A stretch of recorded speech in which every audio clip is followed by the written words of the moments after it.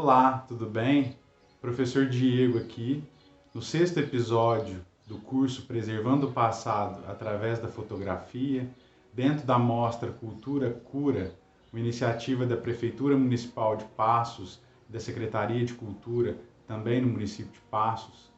Hoje irei falar sobre as configurações da câmera, as configurações principais da câmera, o ISO e o ruído gerado por ela, o balanço de branco, os modos de cena mais utilizados, macro, esporte, paisagem, fotografias de pessoas e também a forma de utilizar fotografia manual ou fotografia automática. Qual dessas duas possibilidades eu devo usar? Então, na aula de hoje, os modos semi-profissionais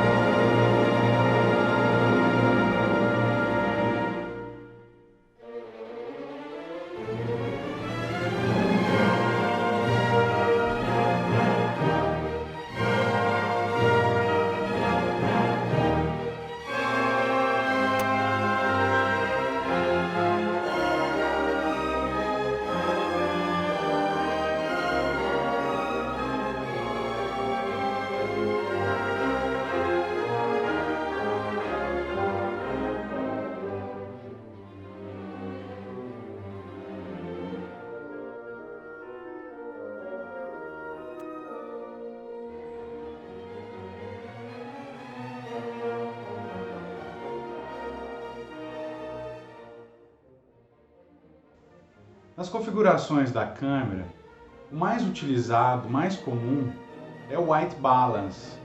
Tem um símbolozinho WB, as iniciais, que a tradução em português é o balanço de branco, que nada mais quer dizer que eu estou corrigindo as cores, inclusive o branco, para aquela tonalidade de luz em que está sendo feita a minha fotografia.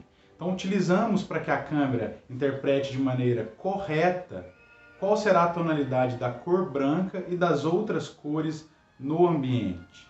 Basicamente, as diferentes formas de configuração possíveis irão alterar a tonalidade da cor da imagem no resultado final desse seu arquivo. Então é muito importante saber trabalhar o arquivo em balanço de branco. A luz branca ela vai trazer uma tonalidade mais azulada, mais fria para a foto, trazendo uma sensação do ambiente mais gelado, mais azulado, ao contrário da luz amarela, que trará mais uma sensação de conforto, de quentura para aquele ambiente.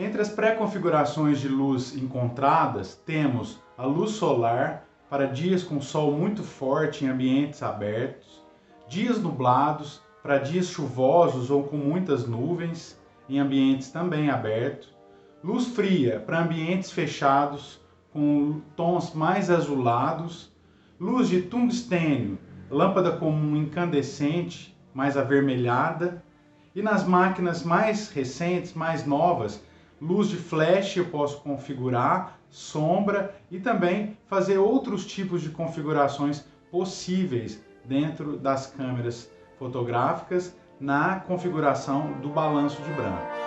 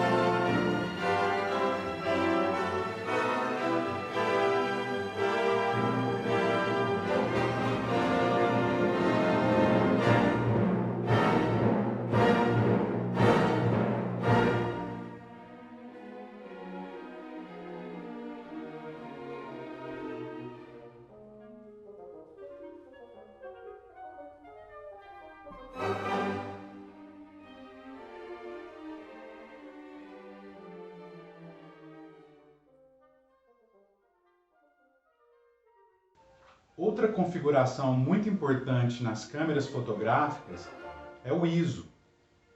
O ISO é o ajuste de sensibilidade que fornece uma noção de quanta luz o sensor vai precisar para captar uma imagem. Então eu não preciso necessariamente acrescentar luz na cena com flash e outras fontes de luz. Eu posso, trabalhando com o ISO, diminuindo a quantidade de luz ou aumentando a quantidade de luz naquela cena. A qualidade é melhor com ajustes de ISO baixos. Então, quando eu estou utilizando números de ISO mais baixos, a qualidade ela é sempre melhor. E há pouca diferença real entre um ISO 100 e um ISO 800. Tudo bem que a quantidade de luz é muito diferente, mas pouca diferença de qualidade entre um ISO 100 e o ISO 800.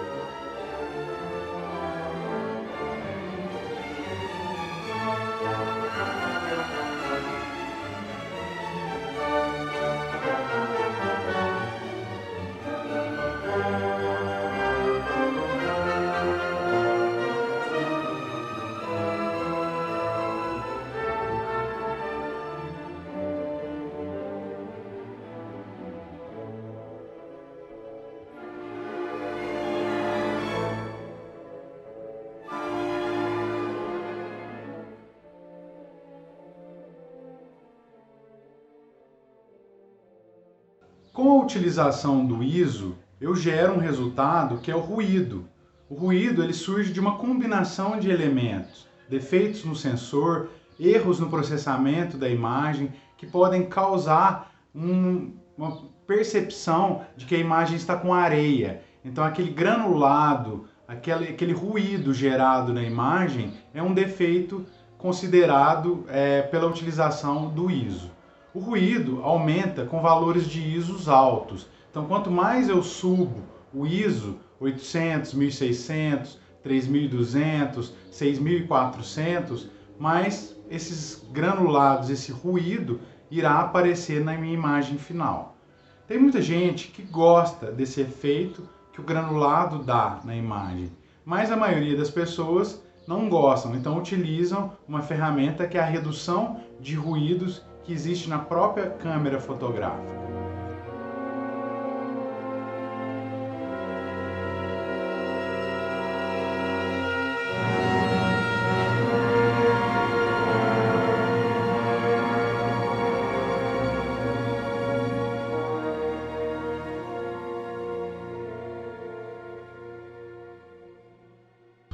Os modos de cena nas câmeras fotográficas normalmente ficam neste ícone, onde aparecem alguns desenhos com as características de cada um dos modos de cena utilizados para fotografias automáticas, semi-automáticas.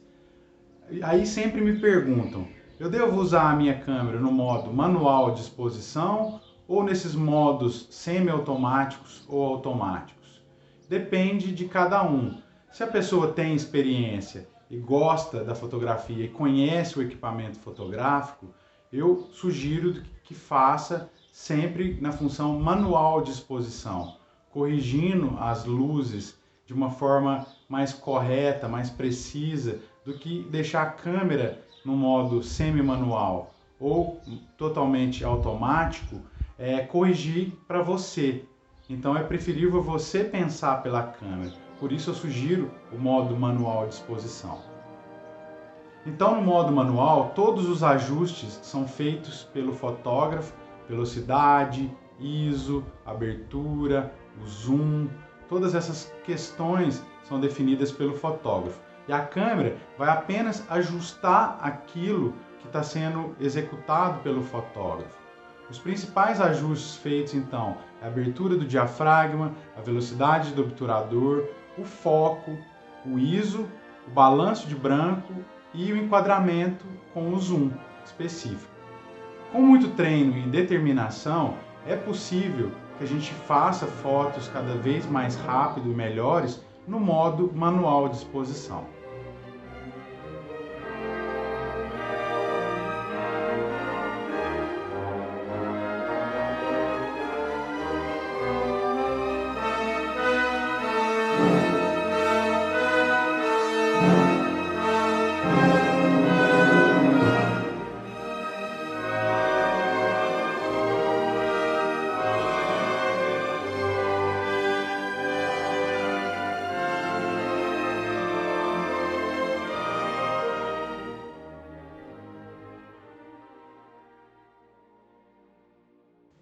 nem todas as câmeras possuem um modo totalmente manual.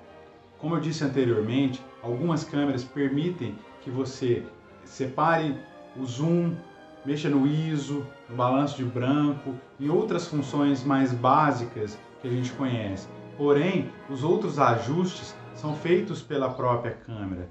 Já no modo totalmente manual, todos esses ajustes que eu falei são feitos pelo próprio fotógrafo. Então isso facilita muito na hora de criar e de executar aquilo que foi pensado.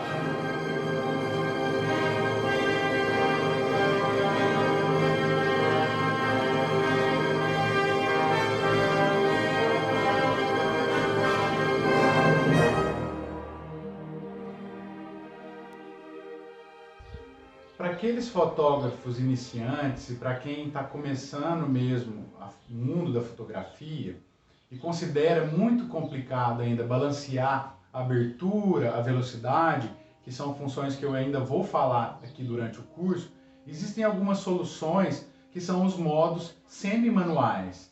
Eles podem ser úteis no início, ensinar o que a gente vai poder executar depois no modo totalmente manual, né? Mas que aí ele tem uma possibilidade de ir ajustando alternativas para aquilo que eu estou tentando executar. Então, por isso, esses modos são bons logo no início. Isso quer dizer que você vai ajustar uma das ferramentas e a outra ferramenta a câmera vai te dar pronta. Então, eu posso ir ajustando as duas possibilidades com a ajuda da câmera.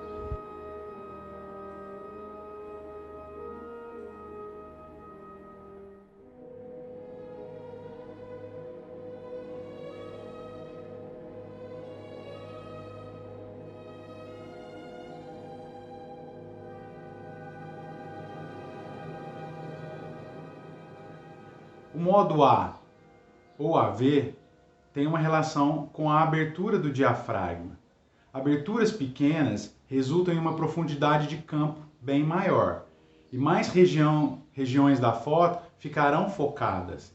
Aberturas maiores resultarão em fotografias com mais pontos específicos de foco, então vou ter um foco mais direcionado para um ponto específico e uma profundidade de campo bem menor do que a anterior.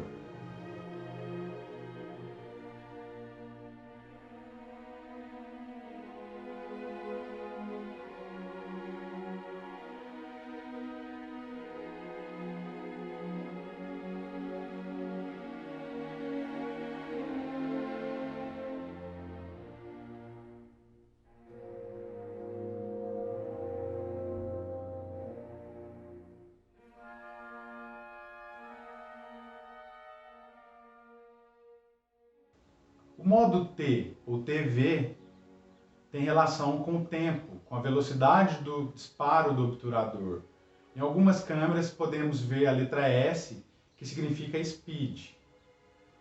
Você vai controlar a velocidade do obturador e a câmera vai lhe fornecer a abertura do diafragma para controlar, para balancear essa função. Você vai usar essa configuração para momentos em que você precisa capturar movimentos. Então, quando existe uma ação na cena e essa ação precisa ser capturada, congelada, é com essa função T que eu vou utilizar para captar esse exato momento.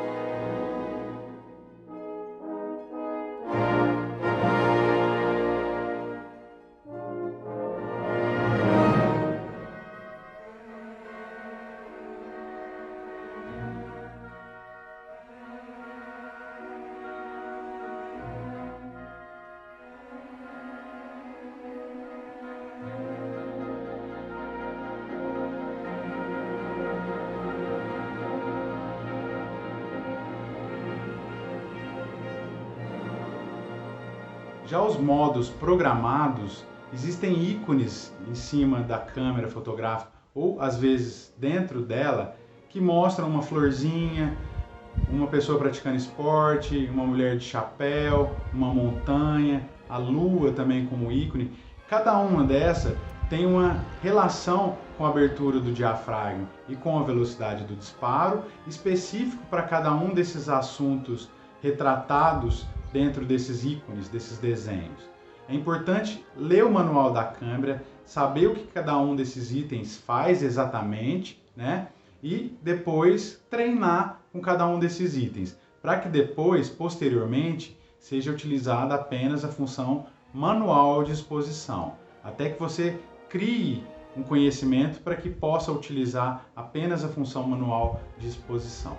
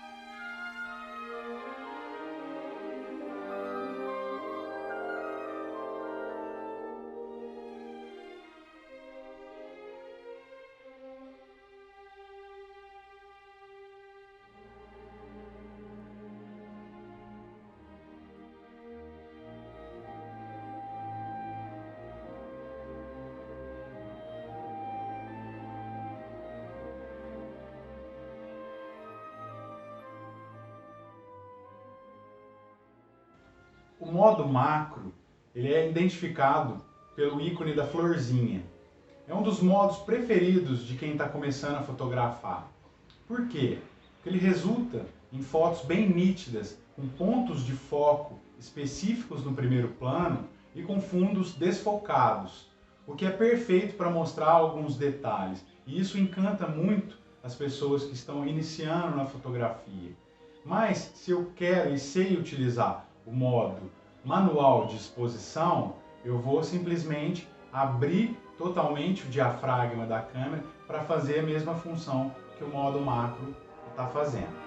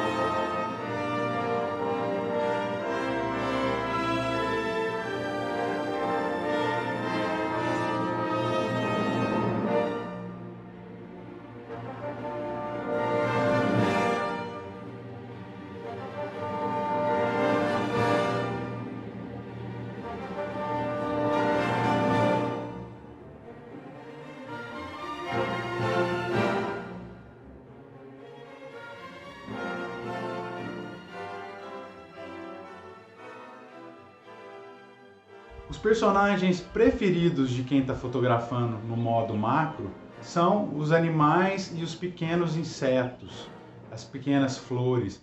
Esses temas encantam muitas pessoas, animam muitas pessoas a iniciar a fotografia, porque são temas próximos de todas as pessoas. Esse modo ele vai então priorizar a abertura, fazendo com que a profundidade de campo seja pequena e todo o restante do objeto que está em foco fique sem nitidez. Com o modo semi-manual, a correção da luz será feita automaticamente pela câmera através da velocidade do disparo.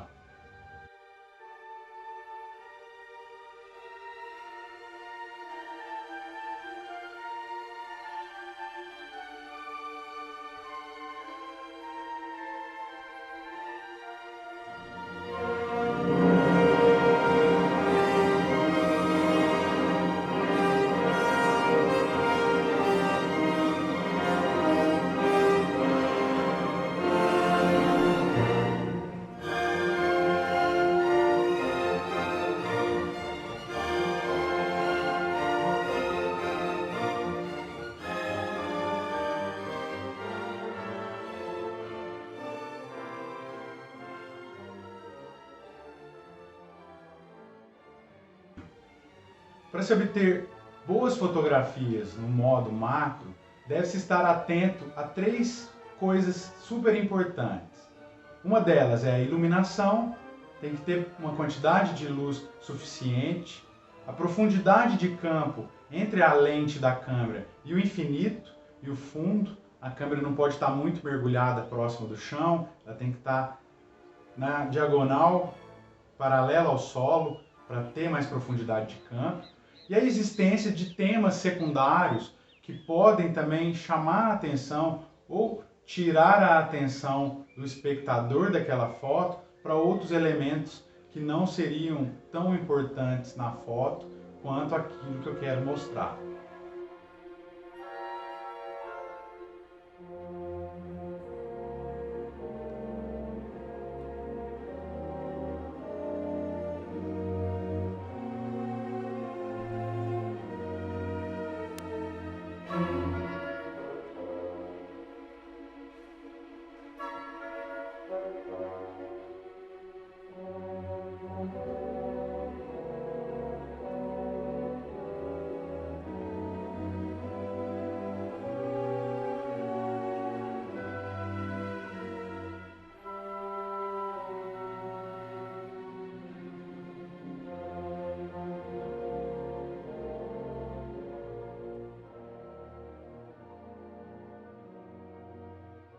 No modo Sport, ele é diferente do modo macro, porque ele prioriza a velocidade do disparo.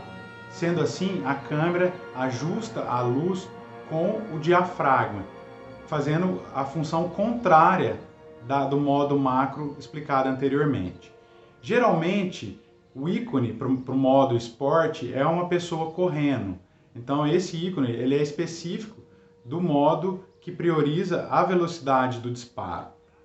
Essa configuração da câmera é ótima para quando o objeto está em movimento, quando existe uma ação que precisa ser congelada. Apesar desse nome Sport, ele não é necessariamente específico para fotografar esporte. Eu posso fotografar outros eventos e outras ações que não são propriamente eventos esportivos, mas que contenham uma ação nela e que essa ação precisa ser congelada.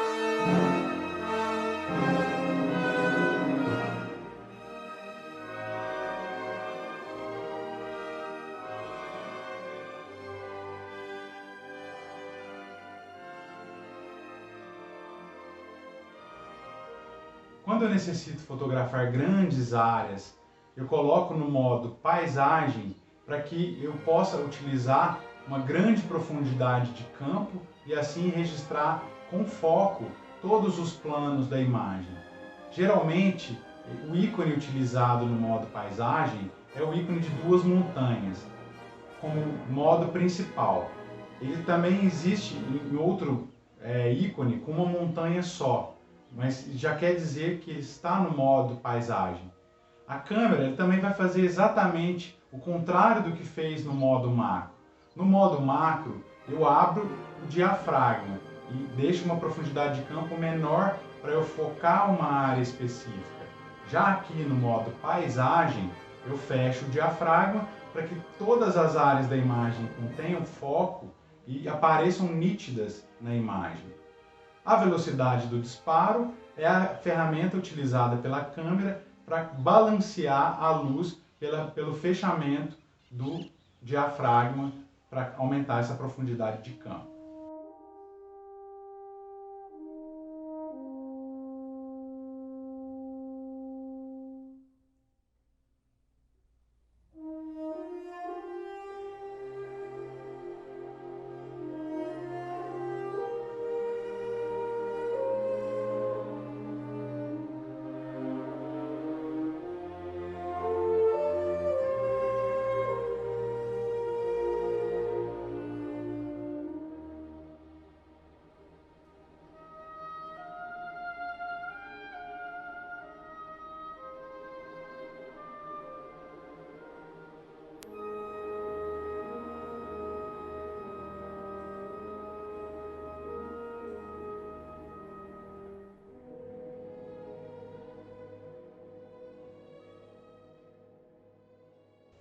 No modo paisagem, utilizamos um diafragma muito fechado.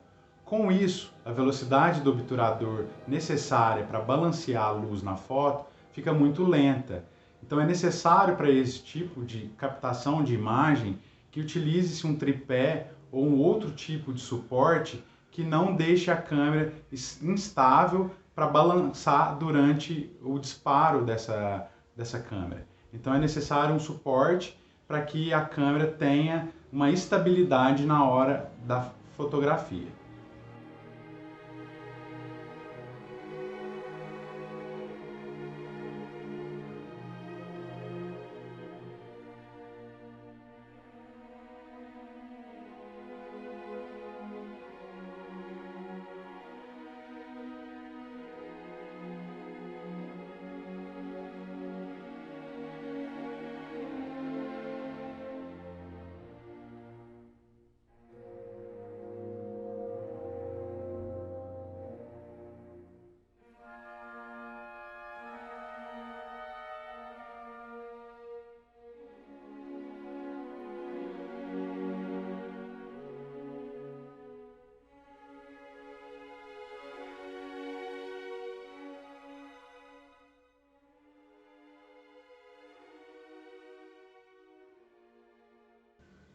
Assim como no modo paisagem, o modo noturno também necessita de uma estabilidade para a câmera na hora de fotografar.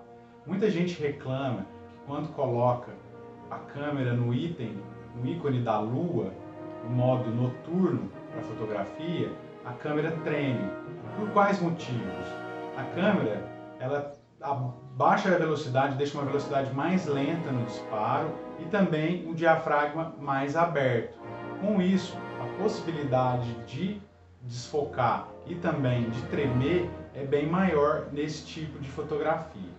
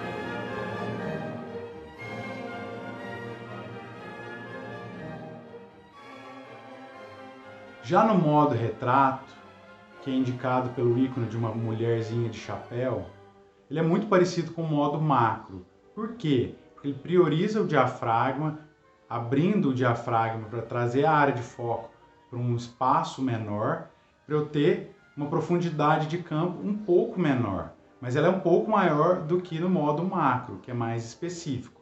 Permite fotografar pessoas, objetos um pouco maiores, focando-as completamente e desfocando levemente o fundo. Então essa possibilidade do retrato, ela é muito interessante para objetos um pouco maiores.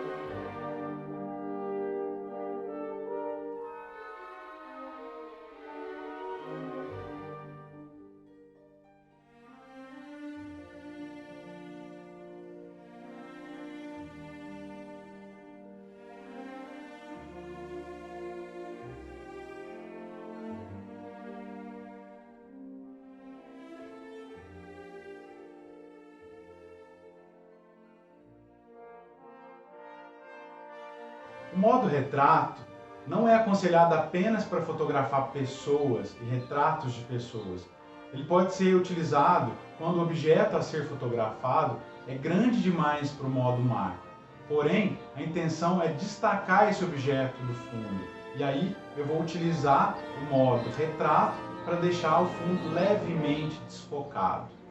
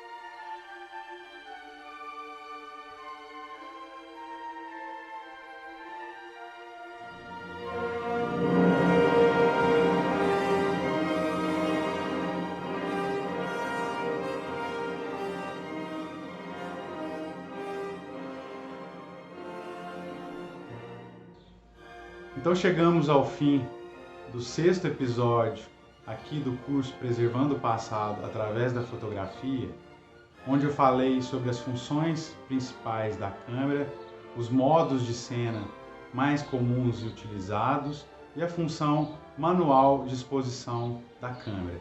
Esse assunto, manual de exposição, será abordado mais para frente durante o curso em aulas específicas.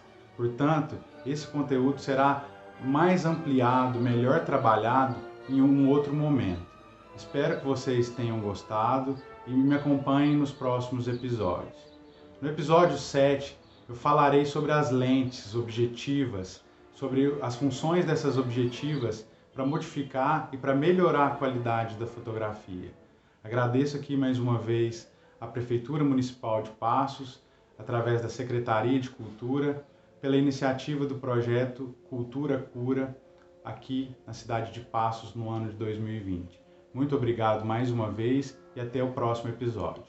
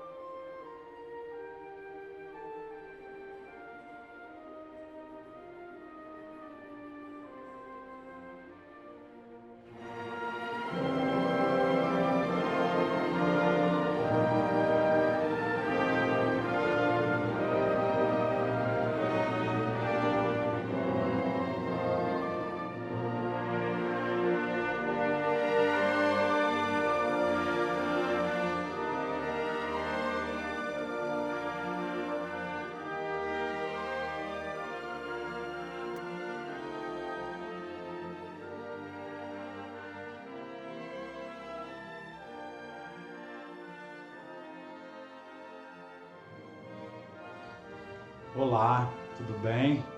Professor Diego aqui, no 7º episódio do curso Preservando o Passado através da Fotografia, uma iniciativa da Prefeitura Municipal de Passos, através da Secretaria de Cultura, dentro do projeto Cultura Cura, uma mostra online, que acontece aqui no canal do YouTube. No episódio de hoje, eu irei falar sobre as objetivas, sobre as lentes, e o que elas melhoram, o que elas fazem dentro da fotografia.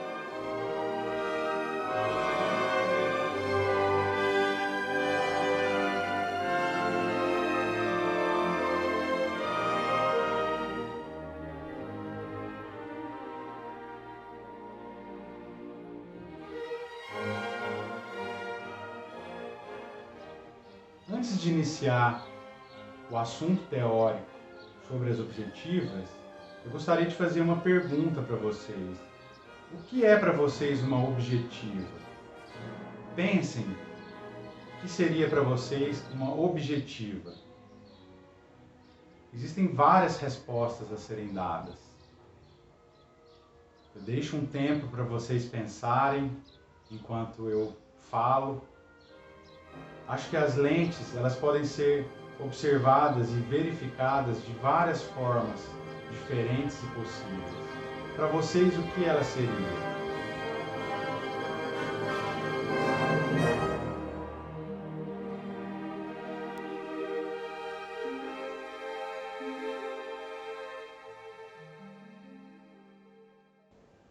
são as objetivas que realmente fazem a diferença para uma boa fotografia. As objetivas, elas são consideradas os olhos das câmeras, uma das partes mais importantes, se não a mais importante, dentro desse conjunto fotográfico. Elas são formadas por conjuntos de lentes que captam a imagem e enviam toda aquela imagem e a luz que está vindo de fora para dentro de um sensor específico. Então ela canaliza toda aquela luz e a joga para um ponto específico dentro da câmera fotográfica.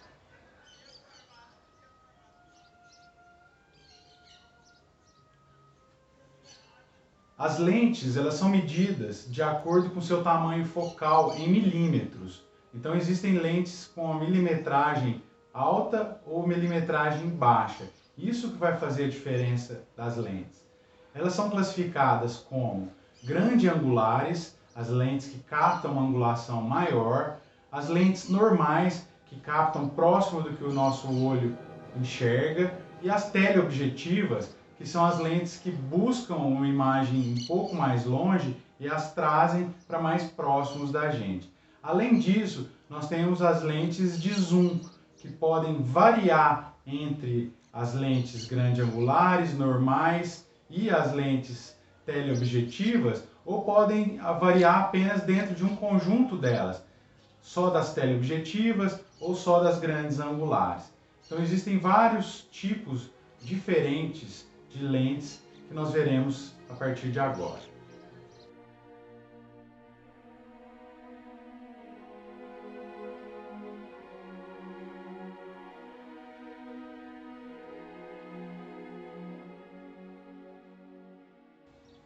Um assunto muito importante dentro das objetivas é a distância focal. O que quer dizer? A distância entre o centro da lente até o plano focal, onde fica o sensor nas câmeras digitais, onde ficava o filme nas câmeras analógicas, é a distância medida em milímetros, que vai dizer que aquela lente tem uma quantidade de milímetros específico. Então é calculada em milímetros e vem marcada sempre no início da lente. Eu consigo ver a quantidade de milímetros que tem nessa lente a partir da tampa, a partir da parte frontal dessa lente. Uma lente então de 300 milímetros indica que o centro óptico vai estar a 300 milímetros distantes do plano focal daquela câmera. Quanto menor for a distância focal da objetiva, maior será o ângulo de visão dessa câmera. Então, se eu tenho uma lente de 10 milímetros, eu vou pegar um espaço muito grande, uma angulação muito maior.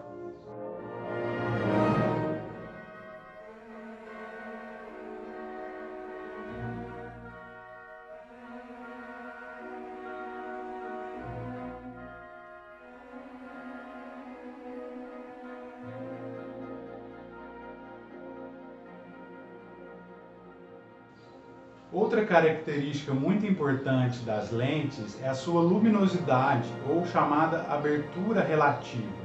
As objetivas, elas caracterizam-se também por sua luminosidade, ou seja, a sua capacidade de receber mais ou menos luz durante o ato fotográfico. Quanto maior o diafragma máximo de uma objetiva, mais ela é luminosa. Então, se eu tenho diafragmas f.1.4, f1.8, são lentes que têm uma capacidade luminosa muito grande. Uma objetiva que tem um diafragma 4.5, ela já é um pouco mais escura e assim por diante. Quanto maior o número f do diafragma, mais escura é essa lente. Ao contrário, quanto menor for o número f, mais luz eu consigo captar dentro dessa lente, mais luminosa ela é.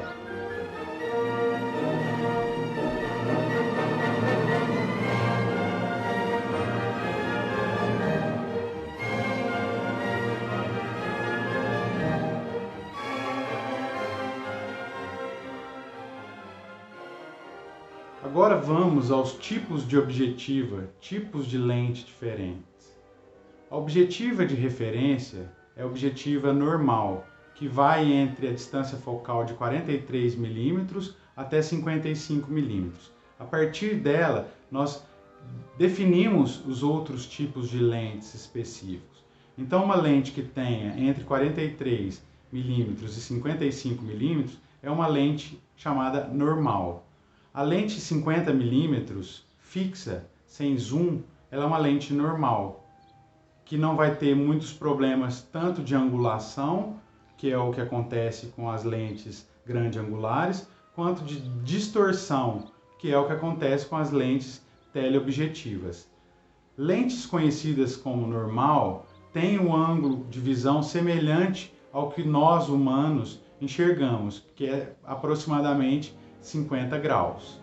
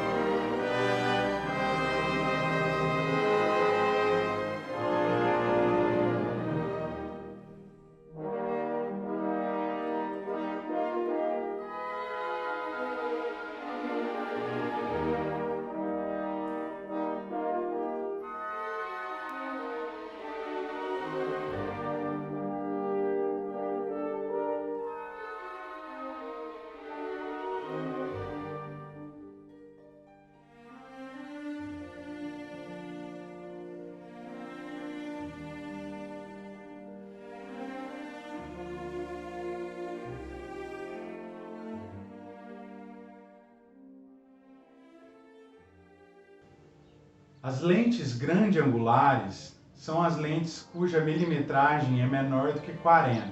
Então, todas as numerações abaixo de 40 são lentes cuja captação de espaço, a angulação, são maiores. Essas objetivas têm curta distância focal e a grande profundidade de campo que elas proporcionam na imagem facilitam fotos em locais onde não se pode recuar o suficiente para enquadrar todo o conjunto, principalmente em interiores e na arquitetura, onde ficamos limitados nos espaços para fotografar.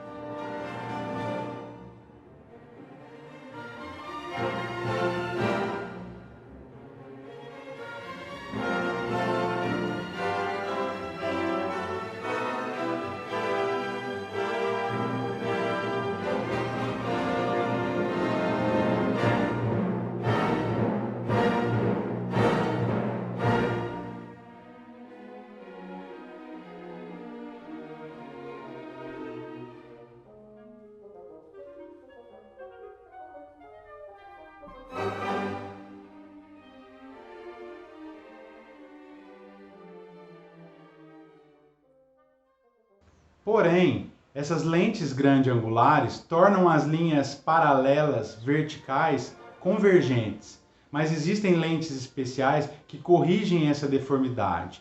Assim, as linhas não ficarão curvadas, elas ficarão um pouco menos curvadas do que o normal desse tipo de lente. Não são aconselháveis para fotografar pessoas. Por quê? Porque justamente modifica a fisionomia e a aparência por esse efeito que a lente faz na hora de fotografar.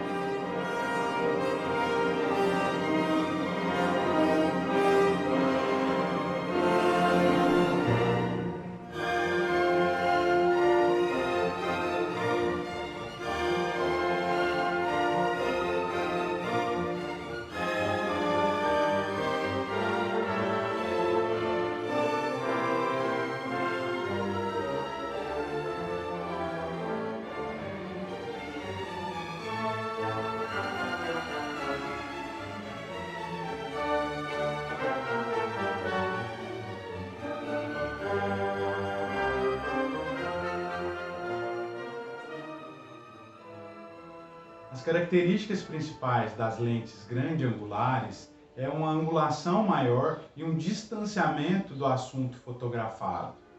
As lentes mais comuns grande angulares estão entre a 28 e a 20 milímetros. Elas resultam em angulações maiores do que nós enxergamos com o olho humano, porém dão essa diferenciação na angulação nas linhas tanto de pessoas quanto da arquitetura, o que acaba deformando e transformando a imagem em uma imagem um pouco diferente daquela realidade que está sendo vista.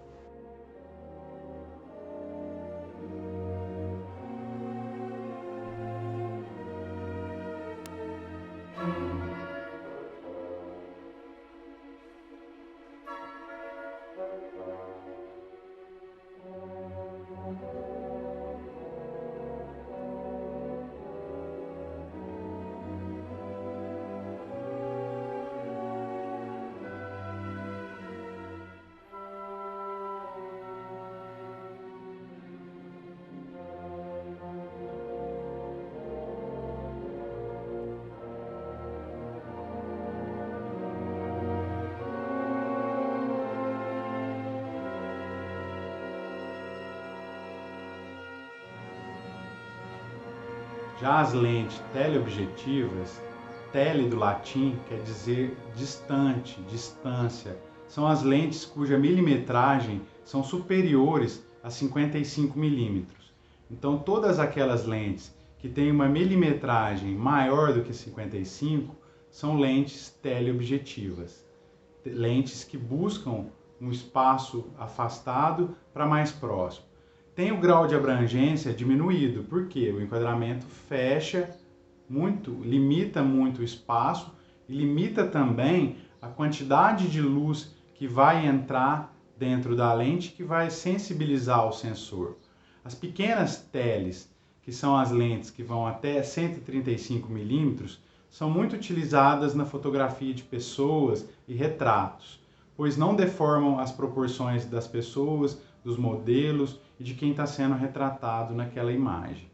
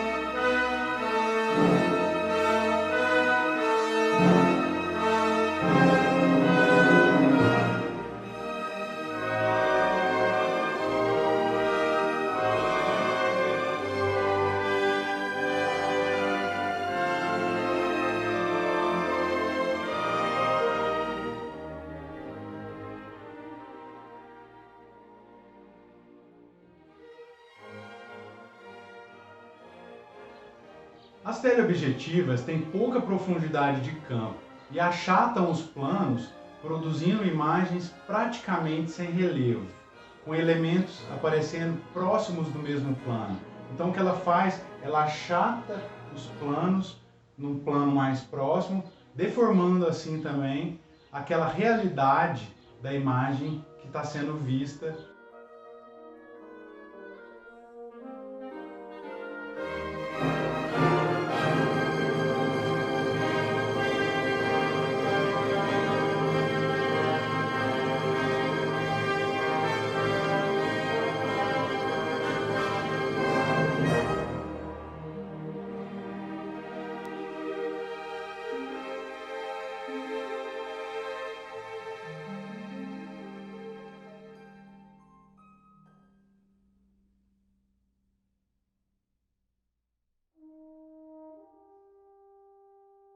Ao fotografar com as teleobjetivas, eu devo estar atento a uma questão muito importante, que é a velocidade do disparo. Quando eu estou usando uma milimetragem de 200 na minha lente, eu preciso utilizar um tempo de obturação ou a velocidade do disparo de pelo menos 1/200 avos de segundo. Por quê? Para que a câmera não trema com essa distância focal, é necessário que eu utilize esse tipo de velocidade. E assim sucessivamente.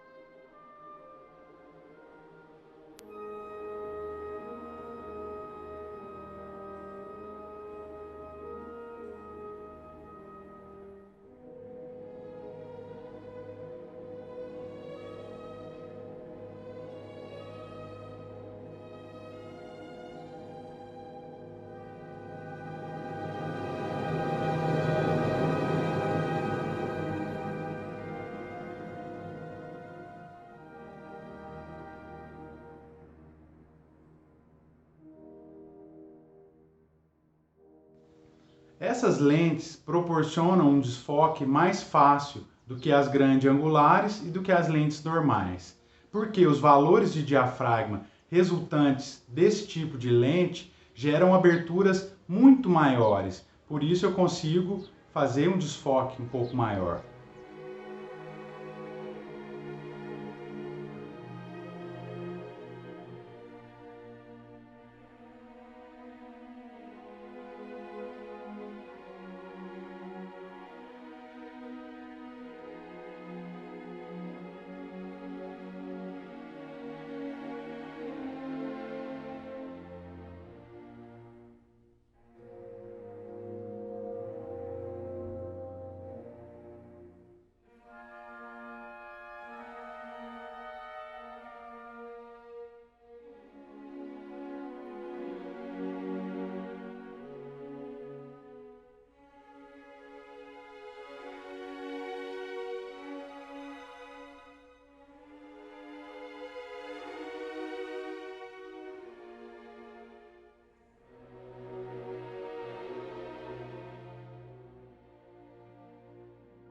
As lentes teleobjetiva proporcionam um desfoque mais fácil do que as lentes grande angulares e do que as lentes normais, porque os valores do diafragma resultam em aberturas bem maiores do que nos outros conjuntos de lente. Muitos utilizam na fotografia de moda, valorizando a imagem de pequenos e grandes assuntos em outros temas também, como fotografia de viagens e fotografia de natureza, são bastante utilizadas. Mas a maior utilização que nós vemos desse tipo de lente teleobjetiva é no fotojornalismo, tanto na cobertura de eventos quanto na cobertura de guerras. São bastante utilizadas, então, em todo esse mercado de trabalho, principalmente jornalístico e também no mercado publicitário.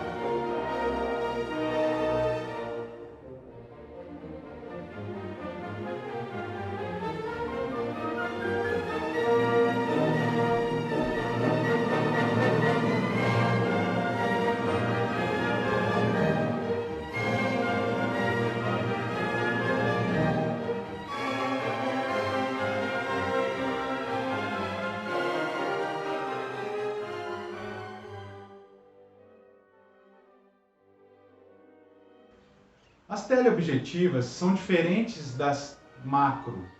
As macros são próprias para pequenas distâncias, enquanto as teleobjetivas são formatadas para aproximar grandes distâncias. Então tem uma diferença entre a teleobjetiva e a macro. Uma pega um espaço um pouco menor, que seria a macro, a outra aproxima algo que está longe, que é o caso das teleobjetivas.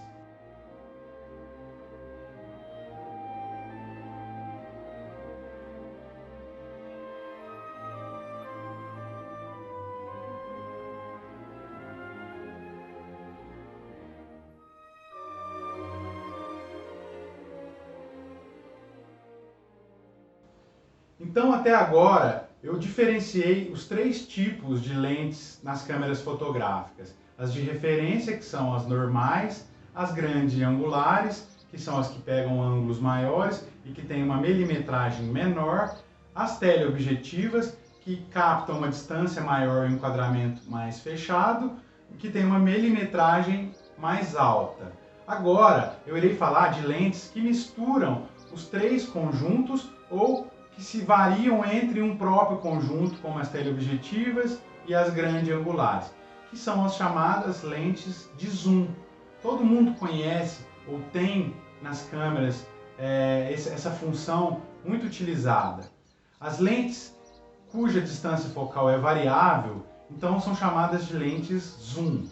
Uma mesma objetiva zoom pode ter distâncias focais que vão desde uma grande angular com 28 até uma teleobjetiva com 80 milímetros. Ou podem variar também dentro do mesmo conjunto, como uma 75-300. Ela é uma lente de zoom, mas ela é toda teleobjetiva. Essas objetivas de zoom, elas têm menor capacidade luminosa do que as lentes fixas. O que quer dizer isso? Que elas têm diafragmas mais fechados do que as lentes fixas. Normalmente essas lentes fixas, elas têm diafragmas mais abertos, capacidade luminosa maiores do que as lentes que têm essa modificação de zoom.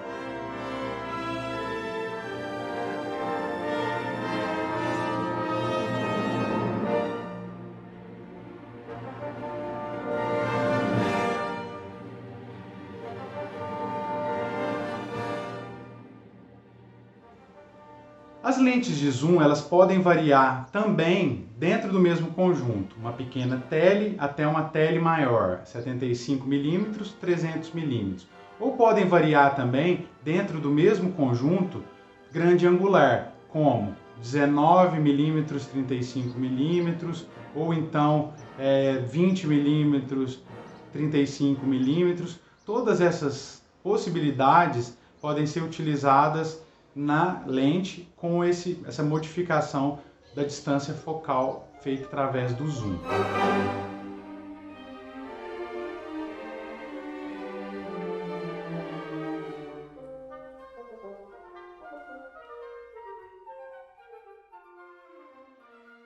As lentes de zoom, elas podem combinar tanto uma pequena tele com uma tele maior, 75-300, mas também podem modificar dentro do conjunto das grandes angulares, de uma grande angular de 20mm para uma grande angular de 35mm.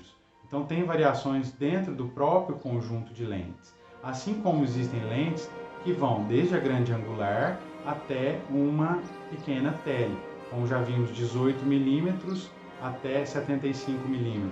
Existe uma variação dentro dos conjuntos de lentes também.